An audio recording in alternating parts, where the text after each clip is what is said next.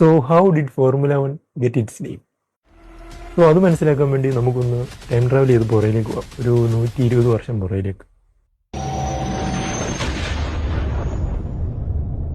1906 first officially recorded ആയിട്ടുള്ള raise നടന്നത്.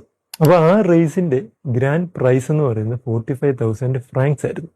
അപ്പം ഫ്രഞ്ചിൽ അത് പറയുന്നത് ഗ്രാൻഡ് പ്രീ എന്നാണ്. അങ്ങനെയാണ് FN റേസുകൾക്ക് ഗ്രാൻഡ് പ്രീ എന്ന് പേര് വന്നത്.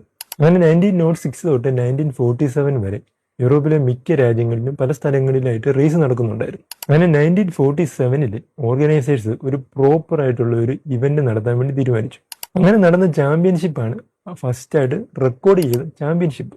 അങ്ങനെ 1947 മോൺസയിൽ ആദ്യത്തെ ചാമ്പ്യൻഷിപ്പ് നടന്നു. പക്ഷെ അവിടെ ഒരു പ്രശ്നം ഉണ്ടായിരുന്നു. എല്ലാ ടീമുകളും അവരുടെ ഇഷ്ടത്തിനനുസരിച്ചുള്ള ചാസി എൻജിൻസും ഡിസൈൻ ചെയ്യുന്നുണ്ടായിരുന്നു. എന്ന് പറഞ്ഞു കഴിഞ്ഞാൽ ഓരോ ടീമുകളും അവരുടെ ഇഷ്ടത്തിനനുസരിച്ചുള്ള എൻജിൻസ് ഉപയോഗിച്ചു. അപ്പം പല എൻജിൻസ് ഉപയോഗിക്കുമ്പോൾ പല ടൈപ്പ് ഓഫ് പവേഴ്സാണ് പല ടീമുകൾക്ക് കിട്ടുന്നത്. അപ്പം പല ടൈപ്പ് ഓഫ് ടയേഴ്സ് ഉപയോഗിച്ചു. അപ്പം ഇങ്ങനെയൊക്കെ വന്നപ്പോഴത്തേന് ഒത്തിരി കോംപ്ലിക്കേഷൻസ് ഉണ്ടായി. അങ്ങനെ 1950 ഇങ്ങനത്തെ ഈ കോംപ്ലിക്കേഷൻസ് എല്ലാം മാറ്റി എല്ലാ ടീമുകൾക്കും ഒരേ ഫോർമുല കൊണ്ടുവന്നു. അതുമാത്രമല്ല, എല്ലാ ചാമ്പ്യൻഷിപ്പിൻ്റെയും ടോപ്പ് ആയിരിക്കണമെന്നും പറഞ്ഞുകൊണ്ടിട്ടാണ് ഈ ഒരു ഇവന്റിന് ഫോർമുല 1 എന്ന് പേരിട്ടത്, അതായത് F1.